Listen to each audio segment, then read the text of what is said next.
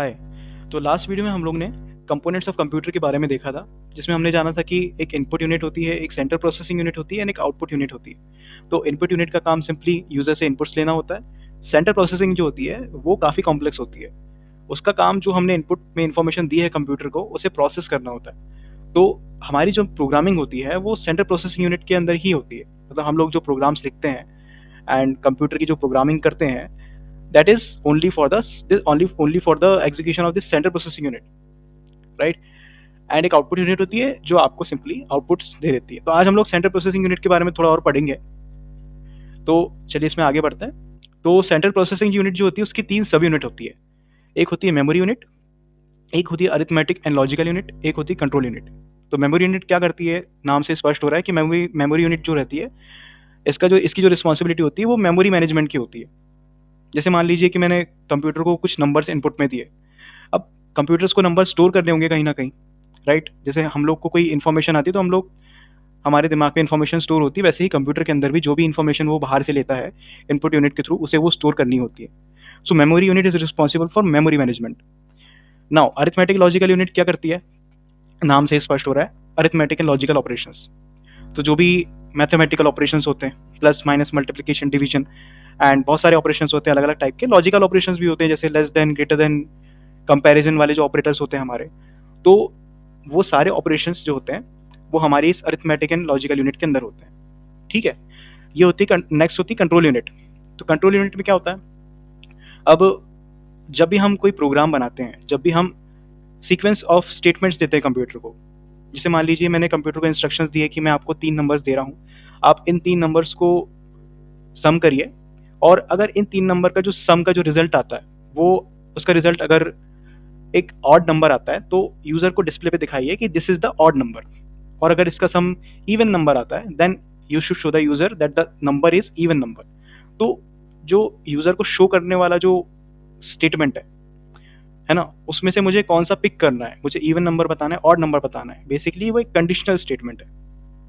तो control unit क्या करती है, कंट्रोल यूनिट की रिस्पॉन्सिबिलिटी होती है to control the flow of program, कि आगे कौन सा स्टेप लेना है, right? So that is the responsibility of control unit. आगे आने वाले एक एग्जांपल से समझते हैं। यहाँ पे मान लीजिए कि मैंने मेमोरी यूनिट पे 3 नंबर्स दिए हुए हैं, 157। अभी ये जो नीचे 2 हैं इनको भूल जाइए अभी के लिए, तो इन्हें डिलीट कर देते हैं। मैंने 3 नंबर्स दिए हुए हैं कंप्यूटर को इनपुट में, 157। अब मैंने जो प्रोग्राम लिखा है उसमें मैंने ये बोला है कि मैं आपको 3 नंबर्स जोड़ रहा हूँ, 3 नंबर्स दे रहा हूँ, आप इनको जोड़िए, और अगर ये ऑड आता है then it should show me a result in the screen that the number is odd number. अगर ये इवन आता है तो I should see the number is even number. ठीक है, तो मैंने जब ये इनपुट्स में दिए नंबर, सो सबसे पहले that is stored in in the memory unit. उसके बाद में ये जाता है हमारा अरिथमेटिक एंड लॉजिकल यूनिट में, जहाँ पे इसमें arithmetic and logical operation perform होते हैं। 1 + 5 + 7, तो इसका रिजल्ट आता है 13। नाउ इसके अंदर मैंने एक और स्टेटमेंट दिया था कि अगर ये 13 है, 13 अगर ऑड है, then it should display me a odd number, अगर नहीं है देन इवन नंबर। तो जो हमारा कंट्रोल यूनिट रहता है, इसमें ये रिस्पॉन्सिबल होता है कंट्रोल फ्लो के लिए। तो इफ 13 इज ऑड, यस अगर होता है तो कंट्रोल यूनिट डिसाइड करता है, हाँ ठीक है, यस है, ये वाला स्टेटमेंट है, इसको एग्जीक्यूट करो। तो यहाँ पे एक और मैंने स्टेटमेंट दिया कि display a message this is odd number. तो अगर ये ऑड नंबर है देन ये डिस्प्ले करेगा ऑड नंबर, अगर ये ऑड नंबर नहीं है, नो में जाएगा ये, तो it will display a message that the number is even number. ठीक है, एंड इसके अंदर एक और चीज़ होती है, अगर हम आप लोग यहाँ डायग्राम में देखोगे तो एक ये सर्कुलर सा यहाँ पे बना हुआ है एंड इसमें एक एरो बना हुआ है। तो कंट्रोल यूनिट में एक और चीज़ होती है जिसे हम इटरेटिव ऑपरेशन कहते हैं। इटरेशन होता है, यानी कि जैसे मान लीजिए आपने एक एक सीक्वेंस ऑफ स्टेटमेंट्स बनाया, यानी कि आपने एक कोई मेथड बनाई। फॉर एग्जांपल जैसे ये वाली मेथड है कि 3 नंबर्स आएंगे, आपको 3 नंबर्स को जोड़ना है, एंड 3 नंबर्स को जोड़ने के बाद में कंडीशनली डिस्प्ले कराना है कि ऑड है इवन नंबर है। अब मान लीजिए यही सेम ऑपरेशन मुझे बार बार करवानी है कंप्यूटर से, तो मैं बार बार थोड़ी ना इनपुट्स दूंगा कि ठीक है मैं फिर से 3 नंबर दे रहा हूँ तो आप फिर से करिए, फिर से भी 3 नंबर दे रहा हूँ फिर से करिए, है ना?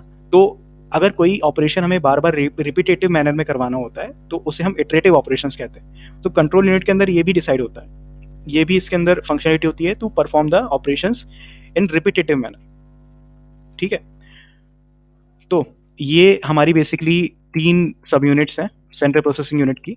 इसी के अंदर सारी की सारी प्रोग्रामिंग हमारी होती है। तो अब नेक्स्ट वीडियो में हम लोग ये देखेंगे कि नेक्स्ट वीडियो में बेसिकली हम लोग we will directly jump out to making some program like statement. हम लोग प्रोग्रामिंग लैंग्वेज डायरेक्ट नहीं सीखेंगे, हम लोग हम लोग सिंपल लैंग्वेज में स्टेटमेंट्स तैयार करेंगे to to deal with these 3 units. ठीक है, तो मिलते हैं नेक्स्ट वीडियो में।